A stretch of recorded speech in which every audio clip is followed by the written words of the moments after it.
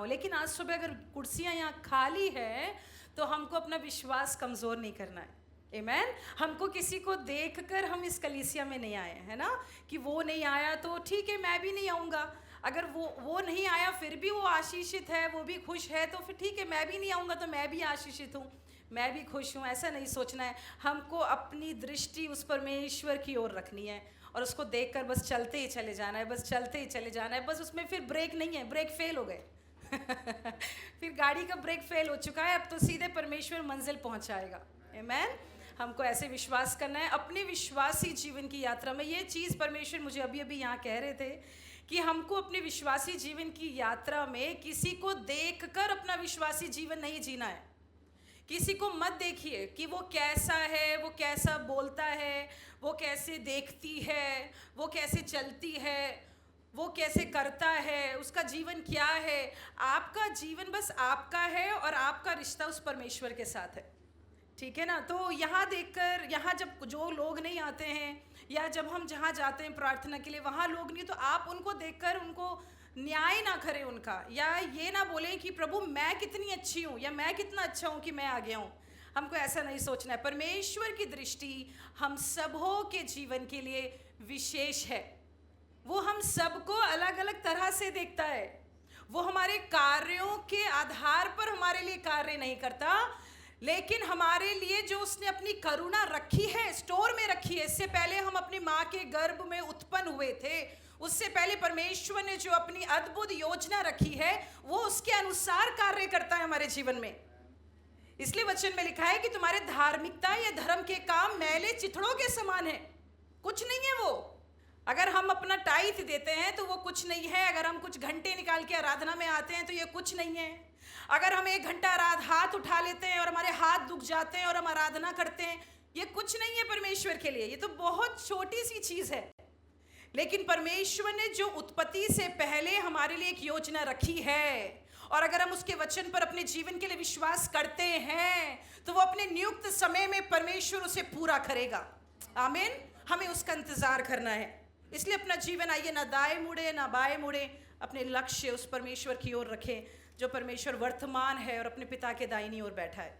ये मेरा वचन नहीं है आज सुबह का ये परमेश्वर मुझे अभी यहाँ पर बोलता जा रहा था, मैं सुनती जा रही थी, वही चीज़ मैंने आपको आके बोल दी।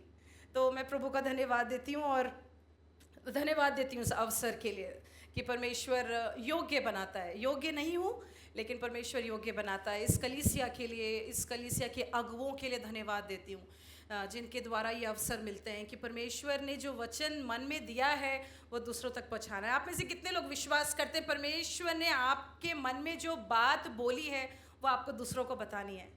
अगर बहन मिक्की को परमेश्वर ने इस हफ्ते वचन से कुछ बोला है, वो बहन मिक्की को मुझसे शेयर करना है। सिस्टर, प्रभु ने मुझे ये वचन दिया है, प्रभु मुझसे ऐसा कह रहे थे, शायद ये आपके लिए भी हो सकता है। आप लोगों को हमें आशीषित करना है। आप लोगों को संडे का वेट नहीं करना है कलीसिया कि आप यहाँ आके प्रभु के दासों को सुने। आपको वचन पढ़ना है। वचन आपके घर में है, आपके हाथ में है। आपको परमेश्वर ने आंखें दी हैं, आपको परमेश्वर ने सुनने की शक्ति दी है, क्षमता दी है। आपको वचन पढ़ना है, आपको उस वचन को लेकर दूसरों से बांटना है, दूसरों से शेयर करना है। और ये हमारी बहुत एक धन्य एक अवसर है जो परमेश्वर हमको देता है। इसलिए प्रभु को धन्यवाद देते। वचन में जाने से पहले आइए एक क्षण के लिए प्रार्थना करेंगे। धन्यवाद यीशु। प्रभु, आज सुबह के समय अपने आप को बहुत शून्य समझती हूँ प्रभु।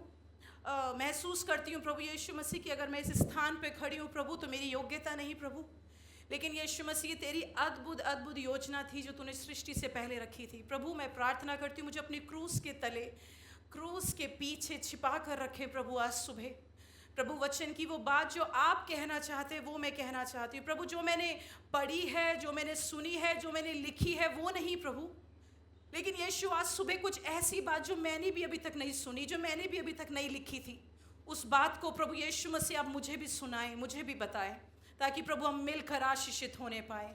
आदर और महिमा यीशु आपको मिलने पाए। हम प्रत्येक जन के ऊपर तेरी कृपा होने पाए।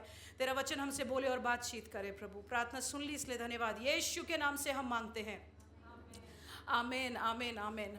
मेरा सुबह आज प्रचार का शीर्षक है पुनः जीवित हो जाओ।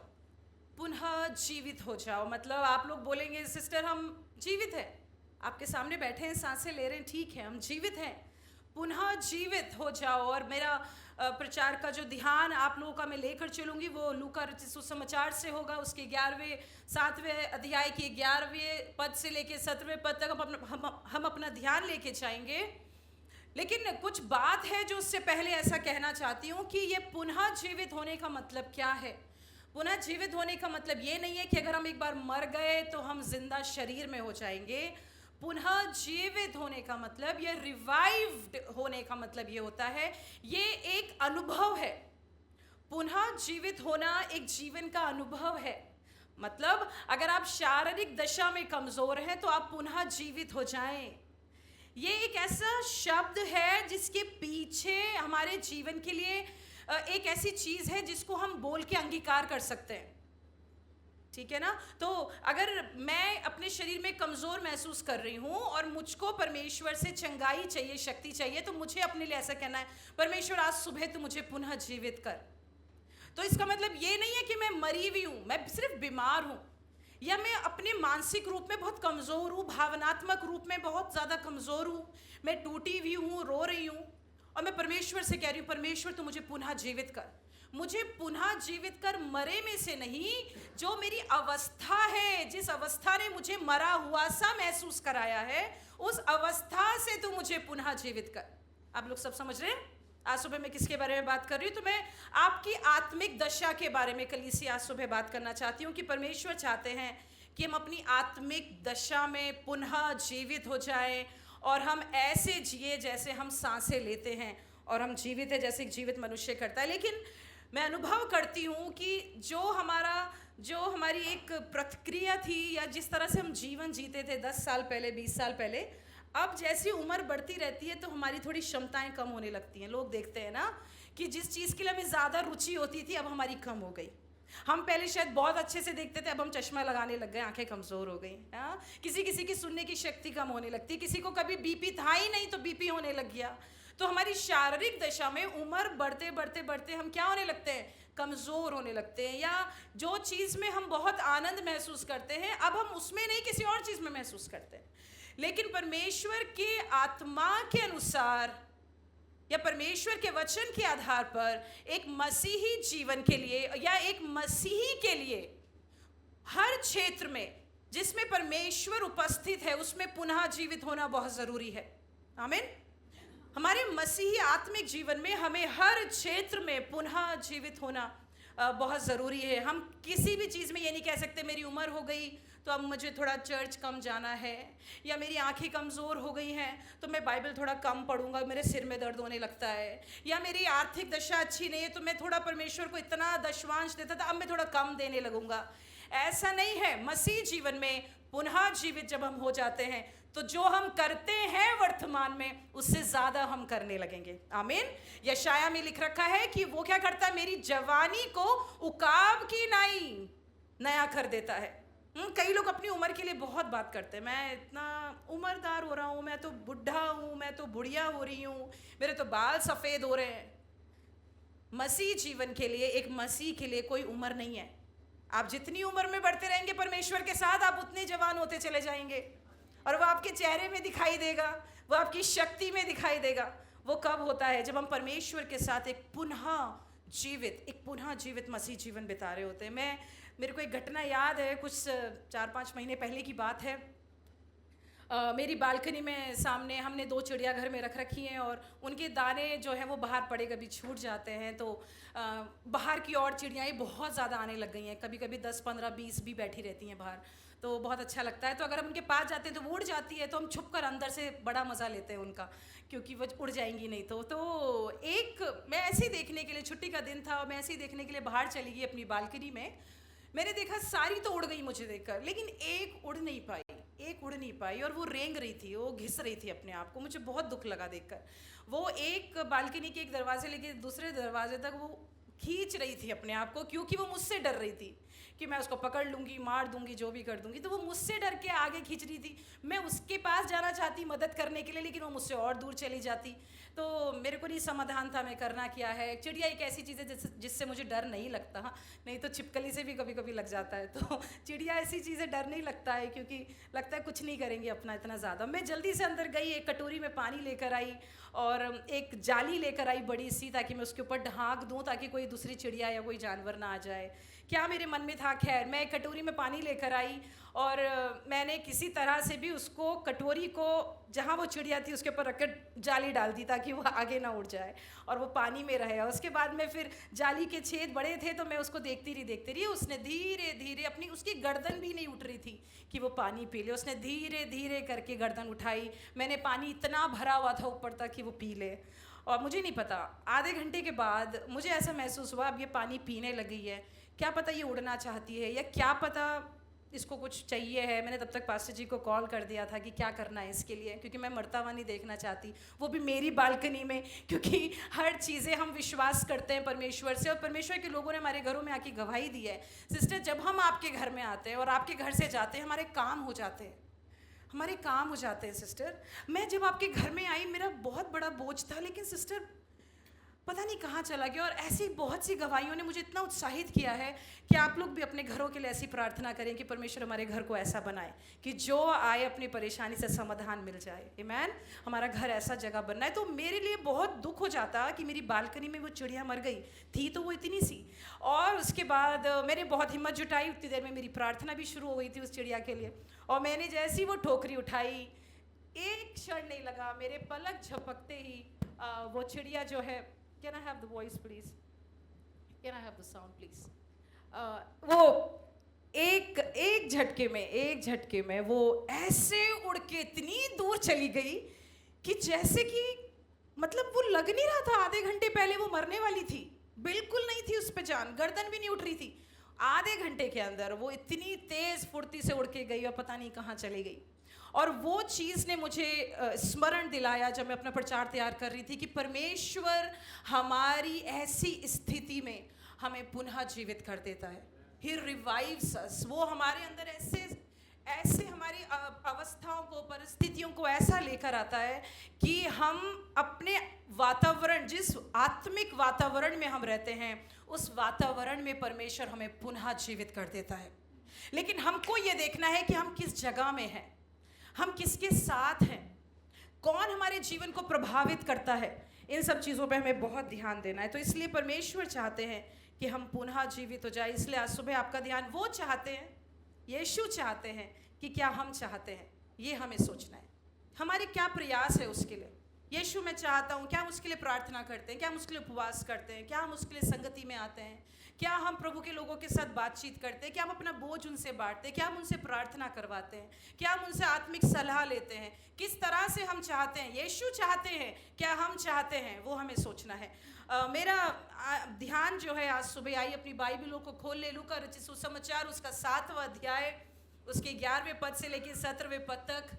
लूका जो है नए नियम की तीसरी पुस्तक है बाइबल में, और इस लूका रचित सुसमाचार का जो 7वां अध्याय है उसमें हम पाते हैं प्रभु यीशु मसीह अपने अधिकारों के बारे में बता रहे हैं।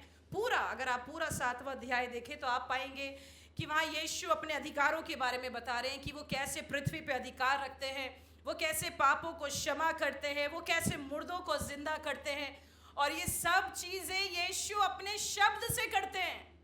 आमीन।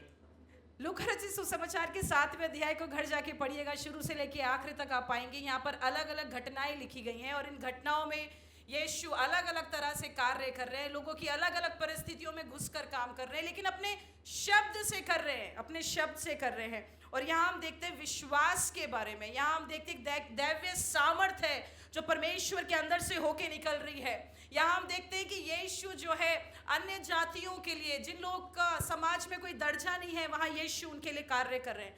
तो ये पूरा 7वें अध्याय का एक निष्कर्ष है जो आपको मैं बता रही हूँ कि परमेश्वर जब इस पृथ्वी पे थे तो कितनी तीव्रता से कार्य करना चाहते थे।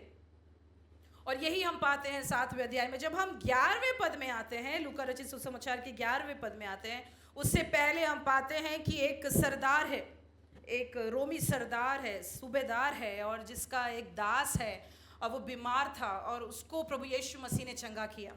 और यीशु वो उनको चंगा करने के बाद यीशु जो है 11वें पद से हमारी वो घटना शुरू होती है और उसको हम ध्यान से पढ़ने जा रहे हैं। मैं आपका ध्यान एक पद में लेकर जाना चाहती हूँ। अगर आपने पहले पढ़ा है, सुना है, बहुत अच्छी बात है, लेकिन अगर आपने नहीं सुना, सुबह परमेश्वर आपसे कुछ कहना चाहते हैं। परमेश्वर का वचन एक नए रूप से बात करना चाहता है। यहाँ लिखा है 11वें पद में, थोड़े दिन बाद वो नाइन नाम एक नगर में गया, उसके चेले और बड़ी भीड़ उसके साथ जा रही थी। ये एक नाइन नामक एक नगर है जहां यीशु जा रहे थे। यीशु अकेले नहीं थे। यीशु अपनी सेवकाई में कभी भी अकेले नहीं थे। क्यों अकेले नहीं थे? क्योंकि यीशु के साथ उसके कार्य ऐसे थे कि लोग देखना चाहते थे। लोग उसके जीवन से इतने प्रभावित थे कि लोग उसको छोड़ना नहीं चाहते थे। यीशु के पास कोई इंस्टाग्राम नहीं था, यीशु फेसबुक नहीं थे, फेसबुक के नहीं थे, यीशु यूट्यूबर नहीं थे, यीशु व्लॉगर नहीं थे, यीशु कुछ नहीं रखते थे अपने पास। लेकिन यीशु के पास एक ऐसा अधिकार था जो उसके स्वर्गीय पिता ने उसे दिया था, और जिस अधिकार को लेकर जब यीशु चलते थे तो लोग महसूस करते थे। और जब लोग महसूस करते थे तो यीशु को फिर फॉलोअर्स की जरूरत नहीं थी, लोग अपने आप फॉलो करते थे। तो लोग यीशु के कार्यों को देखकर प्रभावित नहीं थे, यीशु कौन है उसको देखकर प्रभावित थे। क्योंकि यीशु, लोग ये नहीं समझ पाते थे कि ये किस अधिकार से ये करता है क्या इसके अंदर। इसके भी दो कान हैं, इसकी भी एक ही नाक है, इसके भी दो ही आंखें हैं, इसके भी दो ही हाथ हैं, इसके भी दो ही पैर हैं। है तो ये हमारे समान दुख सुख भोगी मनुष्य, है तो ये दिखता तो हमारे समान है, लेकिन इसके अंदर ऐसा है क्या जो ऐसा अधिकार ये रखता है कि मुर्दे जिंदा होते हैं, लंगड़े चंगे होते हैं, कोढ़ी शुद्ध होते हैं, लोगों की परिस्थितियां बदल जाती हैं। ये कारण से एक भीड़ है, यहाँ लिखा है एक बड़ी भीड़ है जो ये लोगों के, जो यीशु के साथ चल रही थी, और उसके चेले भी थे जो उसके वो चेले थे। एक भीड़ होती है जो लोगों के साथ चलती, एक चेले होते हैं जो यीशु का या लोगों का अनुयायी बन जाते हैं। आप जानते हैं इसकी भिन्नता? हमको देखना है कि हम यीशु के चेले हैं या हम सिर्फ उस भीड़ में हैं जो चल रहे हैं। हम मसीह हैं, मसीह कौम है, हम जाना है, चर्च करना है हमें, या हम चेले हैं कि हम we walk on his footsteps, जैसा यीशु करता है हम वैसे करते हैं। तो ये भिन्नता हमको अपने जीवन में जानने की ज़रूरत है। तो नाइन नामक नगर में यीशु चले जा रहे हैं। ये एक ऐसा नगर है जो एक बहुत छोटा सा है, इसका जिक्र बाइबल में फिर दोबारा कभी नहीं हुआ है। ये बहुत ही एक अनजाना, एक अननोटिस्ड सी जगह है। हमारे चंडीगढ़, मोहाली, पंचकुला की तरह नहीं है, लेकिन एक ऐसी जगह है जिसका कोई किसी का नाम और नक्शा मतलब कुछ भी नहीं पता है। और ये गलील का एक छोटा सा गांव है जहां यीशु जा रहे हैं। लेकिन जा क्यों रहे थे यहाँ बताया नहीं है, लेकिन यीशु वहां जा रहे थे। देखिए 12वां पद क्या लिखा है। जब वे उस नगर के फाटक के पास पहुंचा तो देखो लोग एक मुर्दे को बाहर लिए जा रहे थे जो अपनी माँ का एक लौता पुत्र था, और वो विधवा थी, और नगर के बहुत से लोग उसके साथ थे। क्या समय है! मैंने आपको भी बताया कि हमको नहीं पता यीशु उस नगर में क्यों जा रहे थे, लेकिन इस घटना के इस जगह में आकर ऐसा महसूस होता है शायद यीशु को पता था कि द्वार पर एक घटना है जो हो रही है, एक वहाँ पर कुछ बात है जो हो रही है। और यीशु क्या कर रहे हैं, उस नगर की ओर जा रहे हैं। और उस फाटक के पास पहुँचते ही वहाँ हम देखते हैं कि एक मुर्दा है जो ले जाया जा रहा है। इसके बारे में कुछ भी बताया नहीं गया है कि ये मुर्दा कौन है। बस इतना पता है कि ये मुर्दा एक माँ का बेटा है। नाम नहीं लिखा है इस लड़के का, बस इतना पता है कि एक माँ का बेटा है, और वो माँ भी विधवा है। देखिए परिस्थिति कैसी है। और ये भी नहीं पता है कि विधवा कितने सालों से है। ये सारे मेरे प्रश्न हैं जो मैं पढ़ रही थी तो उठ रहे थे दिमाग में।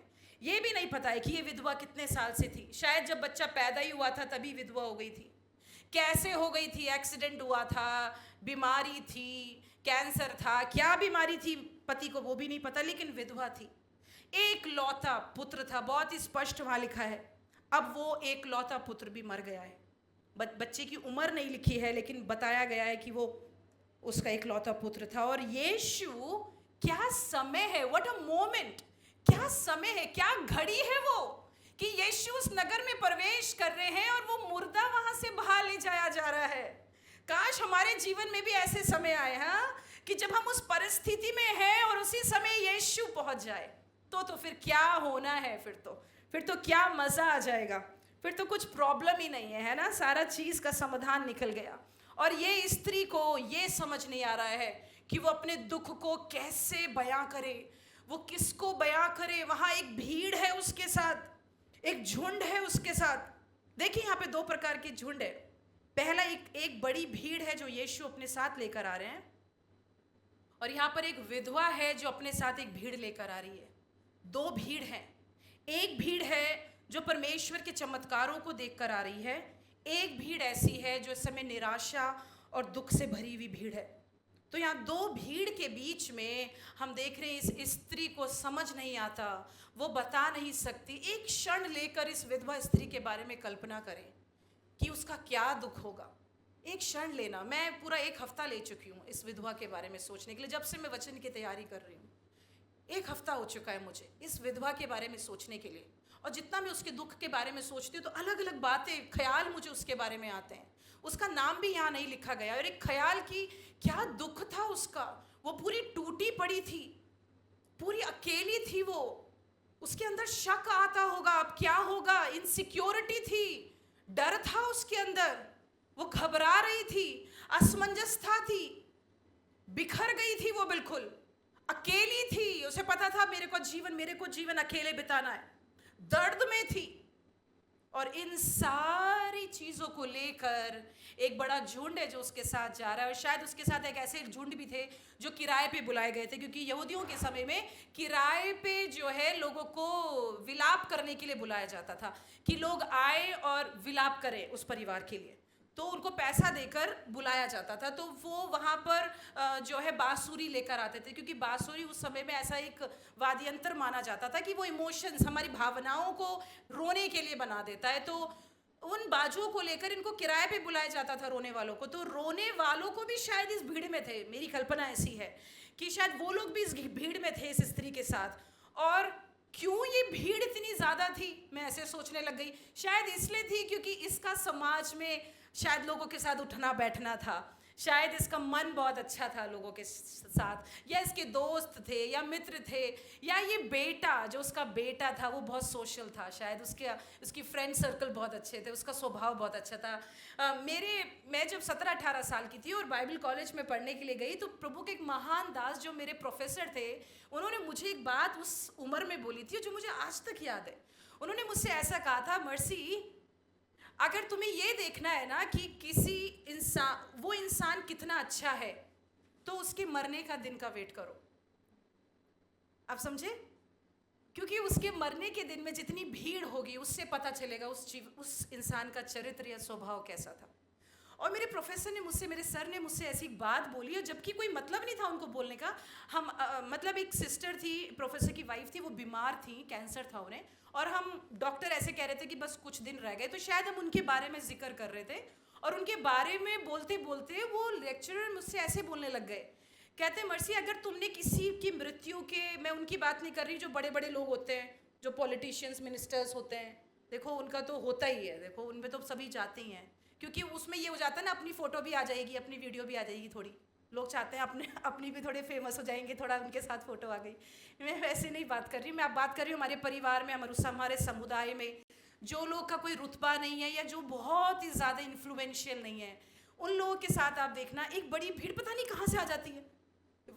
वो भी आ गया, वो राशन वाला भी आ रखा है उस मृत्यु में, ये भी आ रखे। मेरे आंखों देखा एक अनुभव है जीवन का, जो इतने साधारण लोगों की मैंने मृत्यु देखी है, एक बड़ी भीड़ उनकी मृत्यु में देखी। या प्रभु का वो दास था, या प्रभु की वो दासी थी, बेटी थी, और बहुत भीड़। तो मैं ऐसा विश्वास करती हूँ, अनुमान लगाती हूँ कि परमेश्वर को पता था कि ये स्त्री एक ऐसी है, नाइन नगर में उसका बेटा मर गया है, वो एक लौता उसका बेटा था, वो एक विधवा है, मुझे जाना चाहिए है। वो यीशु किसी को बिना बताए कार्य कर रहा है। आपको पता है प्रभु यीशु मसीह गुप्त में कार्य करने वाला परमेश्वर है, वो आपके जीवन में गुप्त में कार्य कर रहा है। और जब वो ऐसा कर रहा है, उसके बाद देखिए क्या होता है 13वें पद में, उसे देख कर प्रभु को तरस आया।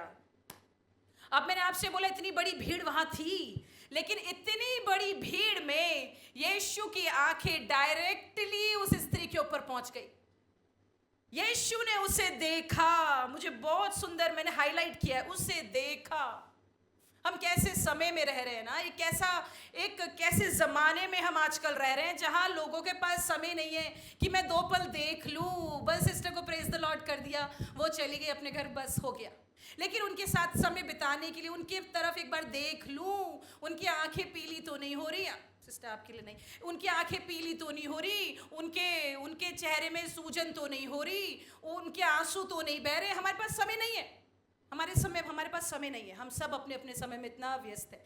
यीशु इतने व्यस्त होकर भी इतनी बड़ी भीड़ में, जो यीशु के साथ भी है और उस स्त्री के साथ भी है, इतने बड़े झुंड के अंदर, can we have that slide please, slide 1 slide 2, इतनी बड़ी भीड़ में और उस द्वार पे, उस 9 नगर फाटक में, can we have the next slide please, और वहां देखिए उस स्त्री पर यीशु की दृष्टि पड़ गई और यीशु ने उसके ऊपर तरस खाया और उससे कहा, मत रो, मत रो। विश्वासियों, कलीसिया, परमेश्वर हमको नहीं चाहता कि हम रोएं अपनी परिस्थितियों में। मैं आपको सच में बताना चाहती हूँ, आइए आशा ना लगाएं, पास्टर ने मुझे नहीं देखा, ओ प्रभु की दासी ने मुझे नहीं देखा, मैं रो रही थी, उन्होंने नहीं मुझ पर ध्यान दिया। शायद वो फेल हो सकते हैं, शायद वो हार सकते हैं, क्योंकि वो भी मनुष्य ही हैं, वो स्वर्ग से नहीं है, वो हमारे समान, आपके समान ही होते हैं। आप किसी से भी आशा अगर लगाकर बैठे हैं आज सुबह कि वो इंसान मुझे काश सांत्वना दे, काश वो इनकरेज मुझे कर देते, काश वो मेरा एक बार हाथ पकड़ लेती, काश वो मेरे कंधे थपथपा देती एक बार, काश वो मुझे एक तरफ एक बार देखकर कह देती, सिस्टर आप परेशान मत हो। कई बार हम कलीसिया में इसलिए आते हैं ना, ये ज़रूरी है, विश्वासियों को, मसीह की देह को ये करना ज़रूरी है। लेकिन अगर आप चूक गए हैं या कोई चूक गया है आपको देखने से, आज सुबह परमेश्वर के वचन के आधार पर, पवित्र आत्मा की प्रेरणा में होकर आपसे कहना चाहती हूँ, एक आँख है, 2 आँखें हैं, एक दृष्टि है जो आपकी ओर लगी हुई है। आमीन। एक दृष्टि है जो स्वर्ग से आपको देखती है, और जब वो आपको देख लेती है तो वो आपके लिए वो कार्य करेगी जो वो पूरी भीड़ नहीं कर सकती। आमीन। वो पूरी भीड़ आपके लिए नहीं कर सकती। वो उस विधवा स्त्री को, कई लोग कह रहे होंगे मत रो, क्या आप मानते हो? कई लोग बोल रहे होंगे, उसके रिश्तेदार कह रहे होंगे, उसकी सगी बहन होगी, उसके माँ बाप होंगे, शायद क्या पता इस स्त्री के माँ बाप भी जिंदा थे, सब उसे कह रहे होंगे मत रो, मत रो, क्यों रो रही है, मत रो, चला गया, जाने दे, मत रो। लेकिन ये मत रो उन मत रो से बहुत अलग था। आमीन। जब आप लोगों के शब्दों को सुनते हैं, वो शब्द वो नहीं होते जो परमेश्वर के शब्द होते हैं, जो आप वचन में सुनते हैं। वो लोग भी वही कहते हैं, लेकिन हमको उस वचन पे विश्वास करना है। हम में से कितने लोग अपने आप में सेल्फ सेंटर्ड होने से अच्छा है गॉड सेंटर्ड हो जाएं अपनी लाइफ में। आइए हम इंडिपेंडेंट बन जाएं अपने विश्वासी जीवन में। मैं पिछले हफ्ते भी जिनसे भी बात कर रही थी, मैं उनसे यही कह रही थी कि ये नहीं कहना कि हम प्रभु की सेवा करते तो हमारे साथ संघर्ष नहीं है, लेकिन उन संघर्षों के बीच में भी हम, चाहे वो विश्वासी है, चाहे वो 1 साल पहले विश्वास में आया, 6 साल पहले विश्वास में आया, चाहे वो 40 साल से विश्वासी है, चाहे वो एक बिशप का बेटा है, चाहे वो एक पोप का बेटा है, चाहे वो एक पास्टर का बच्चा है, चाहे वो 70 ईयर से विश्वासी एक प्रभु का दास है, 90-80 साल से, वो भी निराश हो सकता है। लेकिन हम सबों को इस जीवन की यात्रा में, इस मसीह जीवन की यात्रा में, हमको अपना विश्वास और अपनी बुनियाद उस प्रभु यीशु मसीह पे मजबूत करनी है। बस जिस दिन आप अपने आप को उस पर गाड़ना सीख गए, आपको कोई चीज नहीं हिला पाएगी। आमीन। आपको कोई चीज नहीं हिला पाएगी, कोई परिस्थिति आपके सामने नहीं आ पाएगी। इसलिए यहाँ यीशु उसको देख रहे हैं, यीशु का ध्यान उस स्त्री के लिए काफी था। आमीन।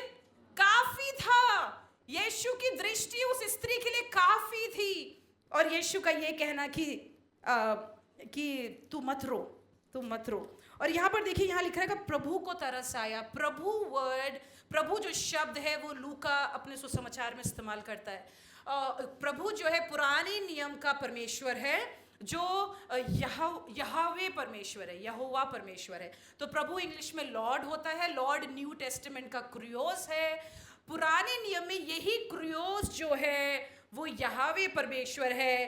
कहने की बात लूका रचित सुसमाचार में लूका ये कहना चाहता है, ये प्रभु जो है ना वो उत्पत्ति का या पुराने नियम के परमेश्वर की सामर्थ रखता है यहाँ पर। और वो सामर्थ जो पुराने नियम में परमेश्वर के द्वारा कार्य करती थी, जिसने सृष्टि की रचना करी, वो सामर्थ नए नियम में कार्य कर रही है। वो सामर्थ लूका ये बताना चाहता है आज वर्तमान में इस समय भी कार्य कर सकती है। आमीन। वो परमेश्वर मरा नहीं है, वो जीवित है, वो वर्तमान है, हमारे साथ है। इसलिए लोग कई बार हमें नजरअंदाज कर देंगे, कई बार हमारे साइड से निकल जाएंगे। मैं अपनी कलीसिया की बात नहीं कर रही हूँ, मैं विश्वासी जीवन में बात कर रही हूँ। हमारे साथ होता है ऐसे, लोग जो है हम पे ध्यान नहीं देंगे, या हम लोगों ने हमारी सुनी नहीं।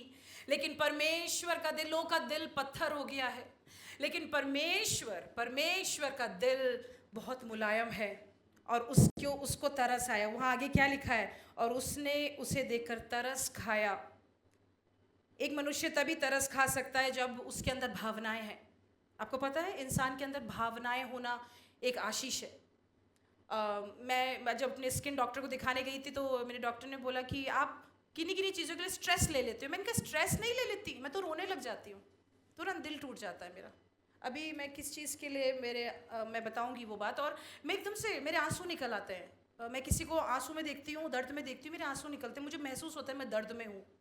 और एक प्रभु के दास हैं, उन्होंने मुझसे बोला कि मर्सी तुम बिल्कुल सही जगह पे हो, सही ट्रैक पे हो तुम। मैंने बोला, डॉक्टर ने बोला नहीं सही नहीं हो तुम, बीइंग सेंसिटिव नहीं अच्छा नहीं है। तो जब मैं एक दूसरे डॉक्टर को, स्किन स्पेशलिस्ट को, एक अच्छी डॉक्टर को दिखाने गई, उन्होंने मुझसे बोला मर्सी आप सेंसिटिव बोल रही हो अपने आप को, बहुत अच्छी बात है, इसका मतलब आपके अंदर भावनाएं हैं। इस संसार में हम डॉक्टर होकर हम महसूस करते हैं हमको भी शांत होना चाहिए, हमको भी चाहिए कोई आकर हमें भी कुछ बोले। हम दूसरों पेशेंट को ठीक करते रहते हैं, लेकिन ये लोगों को नहीं पता कि कुर्सी में बैठ के हम खुद पेशेंट हो चुके हैं लोगों की प्रॉब्लम देखकर। तो मर्सी अगर तुम्हें भावनाएं हैं ऐसी कि तुम बहुत भावुक हो जाती हो, तो तुम बिल्कुल ठीक हो, दिमागी रूप से ठीक हो, तुम बहुत सेंसिटिव हो। मैंने आपसे फर्स्ट टाइम मैंने ये बात सुनी। मैं यहाँ जब यीशु के बारे में देखती हूँ तो मुझे लाजर की कहानी याद आती है, जहाँ यीशु रो पड़े, जहाँ यीशु के आंसू निकल आए, क्योंकि उसकी बहनों ने बोला आप देर हो गई आपको। लेकिन यीशु इसलिए नहीं रो रहे थे कि अरे मुझे देर हो गई अब मैं क्या करूँ। यीशु को उसके दुख पर देखकर तरस आया। तो हम मनुष्य होकर इनसेंसिटिव हो सकते हैं, लेकिन परमेश्वर का दिल मुलायम है, वो सेंसिटिव है। और यहाँ पर जो तरस खाने का जो अर्थ है वो इब्रानी भाषा के अनुवाद में ऐसा है, जब एक बच्चा संघर्ष कर रहा होता है और माँ उसको तरस खाती है, वैसे यहाँ यीशु ने उस स्त्री के ऊपर तरस खाया। अब मैं वो शब्द नहीं इब्रानी का, यूनानी का इस्तेमाल करूँगी क्योंकि हमारे लिए मुश्किल होगा, लेकिन यूनानी भाषा का अनुवाद में जब यीशु यहाँ तरस खा रहा है, तो जब एक बच्चा पीड़ा में होता है, जैसे उसकी माँ तरस खाती है या जब उसका पिता उसके ऊपर तरस खाता है, ये उसकी तरह समान है। अब यीशु उसका ध्यान उसके बेटे पे से हटाकर अब अपनी ओर लगा रहा है। आमीन। अब देखिए अपनी ओर लगा रहा है। आइए 14 पद को देखते हैं क्या लिखा है। तब उसके पास आकर, can we have the next slide please. तब उसके पास आकर अर्थी को छुआ और उठाने वाले ठहर गए। तब उसने कहा, हे जवान, मैं तुझसे कहता हूं उठ। आमीन। उठ। वो उठ शब्द वैसा नहीं है जैसे हम लोग बोल जाते हैं, जैसे और लोग बोल जाते हैं। उस उठ में जीवन था। आमीन। वो उठ में ताकत थी, उस उठ में पुनः जीवित हो गया। वो परमेश्वर सामर्थ रखते हैं। और यहाँ पर देखिए उस चीज़ को, उस अर्थी के पास जाकर हम सिर्फ अपने, जब रिश्तेदार या हमारा कोई अपना प्रिय होता है तो सिर्फ हम उनकी मृत्यु पे जाते हैं, और हम जल्दी से किसी मुर्दे को हाथ नहीं लगाते जब हमारा कोई अपना नहीं होता। और जब हम जाते हैं तो हम दूर से देख लेते हैं, दुख तो होता है लेकिन छूते नहीं हैं। और वैसे ही यहाँ पर एक परिस्थिति है कि जो है यीशु को छूने की आवश्यकता नहीं है, यीशु उसका कुछ लगता नहीं है, यीशु का कोई रिलेशनशिप उससे नहीं है। लेकिन हम यहाँ देख रहे हैं कि यीशु क्या कर रहे हैं, ऐसा काम कर रहे हैं जो संसार में कोई नहीं करता, जो हमारे अपने भी शायद हमारे लिए नहीं करेंगे। अभी हमसे सब गले लगते हैं, लेकिन जब हम मरे तो हम दूर से ही देखेंगे हमें, बस शायद आएंगे भी नहीं, शायद आएंगे भी नहीं, शायद एक मैसेज भी नहीं करेंगे हमारे प्रियजनों को कि सांत्वना मिले, हम प्रार्थना करेंगे। लेकिन ये यीशु को देखिए, इसका कोई रिश्ता नाता नहीं है इससे, ये इस विधवा को शायद जानता नहीं है, इसकी पृष्ठभूमि इससे बातचीत करके पता नहीं चली। यीशु इस अर्थी को छू रहे हैं। आमीन, आमीन। यीशु इस अर्थी को छू रहे हैं। यीशु का छूना बहुत विशेष था। जब यीशु परिस्थितियों को छूते हैं, चीजें बदलती हैं। लेकिन यीशु को उस जगह में आना है, हमको यीशु से मुलाकात करनी है, यीशु की दृष्टि हमारी ओर होनी है। देखिए, ये स्त्री का दुख मुझे बहुत, मैं पूरे हफ्ते ऐसा मन में ऐसा विचार करती रही। यीशु, मुझे लगता है ये एक बहुत ही गुप्त आपसे प्रेम करने वाली स्त्री थी, तभी आपने सोचा कि मुझे उस फाटक के पास जाना चाहिए। मुझे ऐसा बहुत महसूस होता है, क्योंकि वो रोती थी, शायद बीमार था बेटा, या सडनली डेथ हुई तो और भी दुख है। वो रोती थी, और भजन संहिता की 42 के 3 पद में लिखा है क्या, दाऊद कहता है, भजनकार कहता है, मेरे आंसू रात और दिन मेरा आहार बने हैं। भजनकार कह रहा है वो रात और दिन उसका खाना है आंसू। उसने अपना तकिया भिगो लिया है रो रो कर। और मुझे लगता है ये स्त्री उसी अवस्था में है, जबकि कंफर्ट करने वाले बहुत से लोग हैं, तसल्ली देने वाले बहुत से लोग हैं, लेकिन कोई बदलाव नहीं आ रहा उस स्त्री के ऊपर। वो फिर भी दुखी थी। शायद यीशु इंतजार कर रहे थे कि वो समय आएगा और मैं इसके पास जाऊंगा, इससे मुलाकात करूंगा। यीशु ने उसकी ओर दृष्टि करी। निर्गमन की पुस्तक उसके 3 अध्याय के 7वें और 8वें पद में, वहां पर अगर आप घर जाके पढ़ेंगे, बहुत ही खूबसूरत बात है। जब इजरायली लोग बंधुआई में थे, एक बंधुआई की अवस्था थी, वहां यीशु ऐसा, परमेश्वर ऐसा कहते हैं कि मैंने तुम्हारी पीड़ा देखी है, मैंने तुम्हारे रोने को सुना है, मेरे को तुम्हारे दुख के ऊपर चिंता है। कितना खूबसूरत है। इसलिए मैं अब उतर आया हूं कि मैं तुमको छुड़ा लूं और तुमको उस भूमि से, जिस भूमि में तुम हो, जिस देश में तुम हो, उससे बाहर निकाल लाऊं। परमेश्वर का वचन बोला हुआ निर्गमन की पुस्तक में यहां इस स्त्री के लिए सच्चा हो रहा है। यीशु ने उसकी ओर देखा, उसकी पीड़ा की ओर, उसके रोने को सुना। यीशु को उसके दुख के ऊपर चिंता हुई। और अब यीशु क्या कर रहे हैं, उसको उस अवस्था से बाहर निकालने की कोशिश कर रहे हैं, ताकि वो उस जगह पे आ जाए जहां कोई उसके लिए आ नहीं सकता है, कर नहीं सकता, परमेश्वर उसके लिए करे। तब यीशु ने उसकी ओर छुआ। देखिए, छूने पर, यीशु के छूने पर एक पुनः जीवन पाना बहुत जरूरी है। अगर आज सुबह हमारा जीवन छुआ नहीं गया है, हमारी घर की परिस्थितियां परमेश्वर ने छुई नहीं है, हमारी बीमारी की अवस्था परमेश्वर छुए नहीं है, हमारी आर्थिक समस्याएं भावनात्मक रूप से हम छुए नहीं गए हैं, परमेश्वर ने हमें स्पर्श नहीं किया है। अब आप बोलेंगे वो तो जिंदा थे उस समय, यीशु हमें कैसे स्पर्श करेंगे? परमेश्वर की आत्मा और उसकी उपस्थिति आज वर्तमान में हमें छूती है, हमें स्पर्श करती है। अगर आप ऐसे किए नहीं गए हैं, मैं आपको बताना चाहती हूं, अगर आज कलीसिया में आए हैं, आप दुर्घटनावश नहीं आए हैं। परमेश्वर आपसे ये कहना चाहता है, वो आपको छूना चाहता है, वो आपकी उन अवस्थाओं को छूना चाहता है जहां लोग नहीं छुएंगे। ओ, अर्थी को लोग नहीं छुएंगे, मुर्दे के पास लोग नहीं जाएंगे। लोग आपकी परिस्थितियों को दूर से देखकर शायद सांत्वना दिखाएंगे, लोग आपकी परिस्थितियों को शायद जानने की कोशिश दूर से करना चाहेंगे, शायद आप अपने आप बताना नहीं चाहेंगे आप किस परिस्थिति में हैं। लेकिन अगर परमेश्वर, यीशु, परमेश्वर का पुत्र हाथ बढ़ाकर उस मरी हुई अवस्था को छुएगा तो जीवन आएगा। आमेन। ओ, वो चीजें दोबारा से पुनः जीवित हो उठेंगी। Hallelujah, hallelujah. हम वैसे नहीं रह सकते जैसे हम पहले थे। मुझे पता है कि उस झुंड में ऐसे भी कुछ लोग थे जो उसके ऊपर न्याय कर रहे थे। इस स्त्री ने एक बार मुझे प्रेज द लॉर्ड नहीं किया, गुड मॉर्निंग नहीं किया, इसलिए इसके बेटे के साथ ऐसा हो गया। ये स्त्री ने ना वो 20 रुपए दिया नहीं है राशन वाले का, इसलिए इसके बेटे के साथ ऐसा हो गया। उस झुंड में न्याय करने वाले लोग भी रहे होंगे जो उस स्त्री का न्याय कर रहे थे। जब लोग बहुत दुख उठाते हैं अपने जीवन में, आपने देखा है 2 प्रकार के झुंड होते हैं। एक झुंड होता है जो आपके साथ रोता है, एक दूसरा झुंड होता है जो आपका न्याय करता है। ओ ये इसलिए परेशान है, ये बीमारी इसलिए लग रखी है इसको, इसलिए ये बीमार, ऐसा करती है ये ऐसे बोलती है ये। हमारे जो अनुभव उनके साथ होते हैं ना, उनके बेसिस पे हम न्याय करने लगते हैं। You have to give me 5-10 minutes, okay. हम उनके उसके बुनियाद पर हम न्याय करने लगते हैं। हम ये कहने लग जाते हैं कि वो तो होना ही था, इसके साथ तो होना ही था, ऐसा होना ही था। मुंह टेढ़ा करके निकलती थी, बहुत घमंडी थी ये।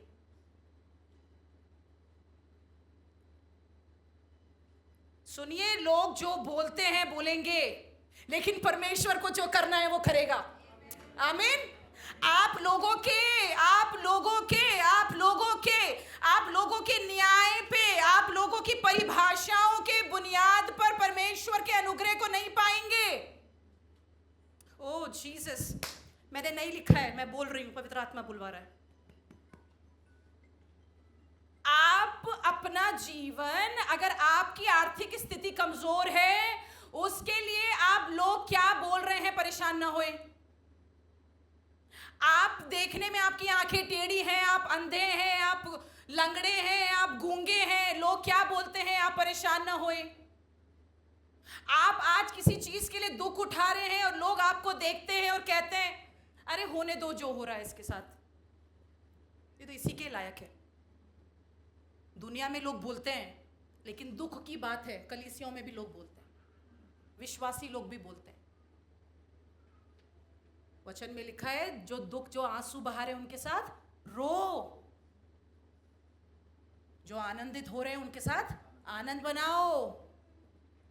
परमेश्वर का वचन आज सुबह कह रहा है, मैंने छोड़ दी अपनी डायरी, परमेश्वर जो बुलवा रहा है मैं वो बोल रही हूं। हमको जरूरत है, हम प्रभु, अगर किसी भाई ने मुझसे कुछ बोला है, किसी बहन ने मुझसे कुछ बोला है, मैंने किसी को रोते देख लिया, हमें बहुत जरूरत है हम उस व्यक्ति के साथ दुख उठाएं। यहां यीशु उसका न्याय करने नहीं आए थे। यहां यीशु तो जानते भी नहीं थे उसका स्वभाव स्त्री का कैसे रहा होगा उस नगर में, नाइन नगर में। लेकिन यहां यीशु उस स्त्री के पास बस एक काम करने आए हैं, उसके बेटे को जीवन देने के लिए आए हैं। वो यीशु का काम है। आइए अपने मसीह जीवन को इधर देखकर उधर देखकर, उसने ऐसा बोला, उसने ऐसा कहा, मैंने उसकी सुनी थी, वो ऐसे कर रही थी, वो ऐसा बोल रहा था, नहीं चलेगा आपका मसीह जीवन ऐसा। क्योंकि पता है क्या है, आप चूक जाएंगे उस चीज से जो परमेश्वर ने आपके लिए रखी है। आमीन। वो चीज आपके साइड से आके निकल जाएगी। वो परमेश्वर जो आया था वो निकल जाएगा। क्यों? आप चर्च नहीं आए, आप संगति नहीं गए, आपने प्रार्थना करना छोड़ दिया, परमेश्वर की आशीष चली गई। आप जो दशवांश देते थे, आप निराश हो गए जीवन में, आपने दशवांश देना छोड़ दिया, आशीष निकल गई जीवन से। आप पहले संगति में जाते थे, संगति में जाना छोड़ दिया, आशीष निकल गई जीवन से। आप अपनी आशीषों को, पहले आप ताली बजाते थे, हाथ उठा के आराधना करते थे, अब आप निराश है क्योंकि सामने वाले इंसानों को आप पसंद नहीं करते, निकल गई आशीष आपके जीवन से। किसका नुकसान हो गया? खुद का नुकसान हो गया, मेरा नुकसान हो गया, मर्सी का नुकसान हो गया, मर्सी का नुकसान हो गया। अगर मेरा जीवन, मैं किसी भी को देखकर अपना जीवन मसीह यात्रा में, इस जीवन की यात्रा में, कोई भी विश्वासी जो ऑनलाइन भी सुन रहे हैं, कोई भी क्यों ना होने पाए, अगर हम अपने मसीह जीवन को किसी मनुष्य को देखकर बिताएंगे, उनके अनुसार अपनी भावनाओं को ढालेंगे, हम अपनी परमेश्वर की दैवीय उस आशीष को खो देंगे। उस सुंदर मुलाकात को जो प्रभु यीशु मसीह ने उस नाइन की विधवा के साथ करी, उस मुलाकात को हम खो देंगे। वो दैवीय चमत्कार को हम अपने जीवन में खो देंगे। वो एक ऐसी चीज, मतलब आप सोचिए, कोई जेवर नहीं था उसका जो खो गया था, जो वो कहीं गई पुलिस स्टेशन में दिखवा दी, वापस मिल गए, या एयरपोर्ट में लॉस्ट एंड फाउंड में कुछ खो गया था तो वापस मिला दिया। उसका एक लौता बेटा, बुढ़ापे की लाठी उसका, हाँ, अंधे की आंख जैसे, वैसा हाल उस स्त्री का। सब कुछ करने वाला शायद वही था, कमाता वही था, खिलाता वही था, देखभाल, उसको यीशु ने वापस कर दिया। आपके जीवन में वो कौन सी बेशकीमत चीज है जो आप खो चुके हैं? परमेश्वर अपनी उपस्थिति में उसकी आत्मा के द्वारा वापस करेगा। सुनिए मेरी बात, एक बात कहना चाहती हूँ, आत्मा में कहना चाहती हूँ। आज सुबह जब जो प्रभु यीशु मसीह की आत्मा में बैठे हैं, आत्मा के द्वारा स्वीकार कर रहे हैं, परमेश्वर ने उनको दे दिया वो चीज। आमीन। परमेश्वर ने उनको दे दी। जो परमेश्वर की आत्मा के साथ यहाँ बैठे हैं, प्रभु तुमसे क्या बोलना चाहता है, प्रभु मैं सुनना चाहती हूँ, प्रभु मुझे दे दे, जो उस भावना से यहाँ बैठे, परमेश्वर ने उनको दे दिया। आपने जो पिछले दिनों में खोया था, परमेश्वर ने आपको दे दिया है। पता है क्यों? क्योंकि आप परमेश्वर के साथ बने हुए हैं और उस मुलाकात में आप चूक नहीं गए। शायद हम लोग, कितने लोग मुर्दे निकलते हैं, हम ऐसे ही देखकर नहीं, देखा है आप लोगों ने? अब तो जमाना बदल गया, अब तो कांच की एम्बुलेंसेज हो गई हैं, तो लोग बड़े स्टाइल, पहले तो अर्थी में निकलते थे ना लोग। हमारे तो यूपी में अभी भी यही चलन है, लोग इसको बहुत बड़ा मानते हैं, कंधे में लेकर जाना बहुत बड़ी बात मानते हैं कि अंतिम जो यात्रा है वो ऐसी की जाए। तो जो गाड़ियों में भी होते हैं, गाड़ियों से उतरकर थोड़ी दूर तक के लिए कंधे में लेकर चलते हैं उस इंसान की याद में। और यहाँ आप देखिए कि जब यीशु ऐसे जा रहे हैं, शायद यीशु निकल जाते हैं, कोई रो रहा है, विलाप कर रहा है, कोई माँ रो रही है, यीशु को बहुत से और चमत्कार करने थे, लेकिन यीशु वहाँ रुके, क्योंकि यीशु से वो रोना सुना नहीं गया। सुनिए, जब आप अपने दुख में रोते हैं ना घर में, जब आप अपनी परिस्थितियों के ऊपर रो रहे हैं और आप आंसू बहा रहे हैं, ओह, वो आपका रोना सुन नहीं सकता, वो आपका विलाप देख नहीं सकता, वो आपको टूटा हुआ देख नहीं सकता। आप किस कारण टूटे हुए हैं और आप सचमुच में यीशु से प्रेम करते हैं और आप उसकी कोई भी चीज चूकना नहीं चाहते, पता है क्या है? तब परमेश्वर आपको छुएगा, जल्द से जल्द छुएगा। देखिए यहाँ क्या हो गया, हे जवान, इसका मतलब वो जवान बच्चा था, बच्चा नहीं था छोटा, एक जवान था। हे जवान उठ, और प्रभु यीशु मसीह ने उसको जीवित किया। देखिए रोमियो का जो रोमियो की पत्री उसके 4 अध्याय के 17वें पद में, वहां देखिए कितनी खूबसूरत बात लिखी है। वो परमेश्वर मरे हुओं को जिलाता है। वचन सच्चा है ना? आप विश्वास कर रहे हैं? वो परमेश्वर मरे हुओं को जिलाता है और जो बातें है ही नहीं उनको ऐसा नाम लेकर बुलाता है जैसे कि मानो वो है। आमीन। थैंक यू जीसस, धन्यवाद यीशु। आपके जीवन में जिन चीजों के लिए आप आशा कर रहे हैं, लेकिन वो आपके पास है नहीं, वो आप कमा नहीं सकते, वो आपको मिल नहीं सकती, वो आप किसी से मांग नहीं सकते, वो चीजें है नहीं, लेकिन आप अपने मन में इच्छा रखते हैं उस चीज की। परमेश्वर का वचन कहता है, परमेश्वर मरे हुओं को जिलाता है और जो बातें है ही नहीं, उसका पुत्र था ही नहीं दुनिया में, he was no more, उनको क्या किया? वो उनको ऐसे जिलाता है कि मानो वो है, वो एग्जिस्ट करती हैं। यीशु ऐसे उन चीजों का नाम लेकर बुलाता है। अगर आज सुबह आप विश्वास कर रहे हैं, अपने मन में बोले, यीशु मैं विश्वास करता हूँ, यीशु मैं विश्वास करती हूँ, चीजें नहीं दिख पड़ रही लेकिन मुझे पता है। देखिए 15वें अध्याय में कितना खूबसूरत है। तब वह मुर्दा उठ बैठा और बोलने लगा उठ बैठा और बोलने लगा और उसने उसे उसकी माँ को सौंप दिया। सुंदर, अति सुंदर, सुंदर, अति सुंदर। मैं तो कितनी बार इस लाइन को बोल चुकी हूँ कि यीशु ने उसकी माँ को सौंप दिया, उसका बेशकीमत वो एक लौता बेटा उसकी माँ को सौंप दिया। खोया क्या है आपने अपने जीवन में जिसके लिए आप रो रहे हैं आज सुबह? आज सुबह जो आंखें नम हैं, जिनको मैं देख रही हूँ, जो ऑनलाइन में मुझे सुन रहे हैं, मैं आपको विश्वास दिलाना चाहती हूँ, अगर आप अपना मन यीशु से लगाए रखेंगे, अगर आप ना दाएं ओर देखेंगे ना बाएं ओर देखेंगे, अगर आप अपनी दृष्टि यीशु पे लगा के रखेंगे, अगर आप प्रार्थना करके करते करते रो रो कर आप परमेश्वर से मांग रहे हैं, परमेश्वर आपकी वो मरी हुई अवस्था में कार्य करेगा। आप कुछ कर नहीं सकते अपनी शक्ति से, आपके रिश्तेदार कुछ कर नहीं सकते उसके ऊपर, आप कोई ऐसा इंजेक्शन मरे हुए पे लगा नहीं सकते जिंदा करने के लिए। जिंदा करने की शक्ति और अधिकार सिर्फ परमेश्वर के पास है। इसलिए वचन में ऐसा लिखा है, स्वर्ग और पृथ्वी का सारा अधिकार मुझे दिया गया है, मैं पुनरुत्थान और जीवन हूं। हमको ये इस संसार का जीवन नहीं चाहिए। परमेश्वर की आत्मा जब हमारे अंदर वास करती है वो जीवन है।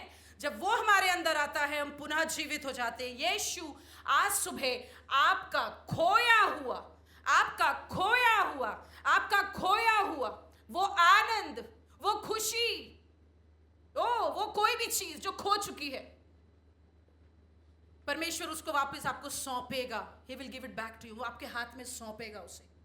अगर ऐसी कोई चीज है जो विश्वास से ग्रहण कर रहे हैं, स्वीकार करें इस चीज को, वो आपको सौंपेगा। लेकिन उस सौंपने के लिए हमको परमेश्वर की योजना में होना है, ताकि हम उस फाटक में उससे मुलाकात कर ले। सब लोग समझ रहे हैं? उस फाटक में मुलाकात कर ले। देखिए यहाँ पर कितनी अद्भुत चीज है। एक मुर्दा यीशु को सुन रहा है। एक चुनौती यहां मैं देना चाहती हूं परमेश्वर के लोगों को, कलीसियाओं को, कि हम जीवित होकर कभी कभी परमेश्वर की वाणी नहीं सुनते हैं। हम जीवित हैं, परमेश्वर का वचन नहीं सुनते। इतने प्रचार हो जाते हैं। मैं भी कितनी बार कितने प्रचार हो गए, सारे प्रचार मैंने नहीं सुन के मान लिए। हम कितनी बार, लेकिन हमको ध्यान रखना है, हमें जब हम जीवित हैं हमें परमेश्वर का वचन सुनना है और उस वचन के अनुसार करना है। यहां प्रभु यीशु मसीह अपना अधिकार देखिए कैसा दिखाते हैं। वो मुर्दा है, उस मुर्दे से बात कर रहे हैं। अगर कोई इंसान इस दुनिया में मुर्दे से बात करे तो वो पागल गिना जाएगा, राइट? करते हैं लोग, अपने रिश्तेदार लोग, जैसे बच्चे माँ बाप जब मर जाते हैं, उठ जा, तेरे बिना क्या होगा मेरा, लोग करते हैं। लेकिन लोग सिर्फ बात करते हैं, जिंदा नहीं करते। जिंदा करने की शक्ति परमेश्वर की और परमेश्वर के पुत्र प्रभु यीशु मसीह के पास है। यहां उस मुर्दे ने आवाज सुन ली। अगर यीशु मुर्दे के ऊपर अधिकार रख सकता है, प्रभु यीशु मसीह कह रहे हैं मैं जीवितों के ऊपर भी अधिकार रखने वाला परमेश्वर हूं। लेकिन क्या हम उसकी सुनेंगे, क्या हम उसकी मानेंगे, वो बहुत जरूरी है। और यहाँ पर ये पहली बार नहीं था कि प्रभु यीशु मसीह ने एक मुर्दा जिंदा किया। प्रभु यीशु मसीह ने लाजर को जिंदा किया था, प्रभु यीशु मसीह ने याईर की बेटी को जिंदा किया था। लेकिन ये अनुभव इस स्त्री के लिए बहुत ही विशेष था। D.L. मूडी करके एक प्रभु के दास है, वो ऐसा कहते हैं कि मेरे को एक फ्यूनरल सर्विस के लिए मुझे एक वचन तैयार करना था। मुझे अवसर मिला और मैं सुसमाचार को खोल लिया और सुसमाचार खोलकर मैंने पढ़ना शुरू किया कि प्रभु यीशु मसीह ने जो है किसी मृतकों के जब यीशु गए तो उन्होंने क्या संदेश दिया। तो मैं भी वैसा संदेश देना चाहता हूँ, ऐसा करके D.L. मूडी जी बोले। लेकिन उन्होंने बोला जब मैंने बाइबल पढ़नी शुरू करी, सुसमाचारों में पाया तो मैं निराश हो गया, क्योंकि जिस भी मुर्दे की घटना बाइबल में लिखी है उन सबको यीशु ने जिंदा कर दिया। जो शक्ति मेरे पास नहीं है, D.L. मूडी कहते हैं, जो मैं नहीं कर सकता। तो वो निराश हो गए। तो उन्होंने उस चीज़ को समझा कि प्रभु यीशु मसीह। आज मैं जो कहना चाहती हूँ वो बस इतना है कि हमको अपने मसीह जीवन में पुनः जीवित होना है। हमको अपने आप को उसके हाथों में इस तरह से देना है, परमेश्वर तू मुझे जीवन दे दे, तू मुझे जीवन का जल पिला दे, मैं तेरे पास आता हूं प्रभु। मैं एक बात बोलूं, ये एक ऐसी चीज नहीं है जो कहीं हवाओं में होगी। ये आपको अपने घुटने टेकने, प्रभु यीशु मसीह के साथ मसीह जीवन कोई ऐसा एक बड़ा पहाड़ या कोई ऊपर स्वर्गीय चीज नहीं है। ये बहुत ही एक व्यक्तिगत चीज है जिसमें आप प्रभु यीशु मसीह के सामने अपने घुटने टेकते हैं। शैतान तो चोरी करने आता है, घात करने आता है, नष्ट करने आता है, लेकिन प्रभु यीशु मसीह इसलिए आए ताकि वो जीवन दे और बहुतायत का जीवन दे। ये मृत्यु एक उसके जीवन के लिए ट्रेजेडी थी, लेकिन प्रभु यीशु मसीह ने उस मृत्यु को उसके लिए एक टेस्टमनी बना दिया। परमेश्वर ने वो उसके लिए चीजों को बदल दिया। हम चाहे कुछ भी खो दें इस संसार में, हम ये विश्वास करना चाहिए है। एक विश्वासी को जरूरी है। अगर हम प्रभु यीशु मसीह पे विश्वास नहीं करते, हम पाप करते हैं। अगर हम प्रभु यीशु मसीह के अनुयायी हैं और यीशु की शक्ति पर शक करते हैं, तो हम प्रभु यीशु मसीह के नाम की निंदा करते हैं। ये नाइन नाम का यूनानी शब्द है सुंदर या हरी हरी चराइयां। तो ऐसा अनुमान लगाते हैं पढ़ने वाले लोग कि ये एक हरी हरी चराइयों से भरा हुआ एक जगह था, नाइन। लेकिन इस स्त्री की परिस्थिति वैसी नहीं थी, सुंदर नहीं थी और हरी हरी चराइयां नहीं थी। लेकिन प्रभु यीशु मसीह ने उसको बदला।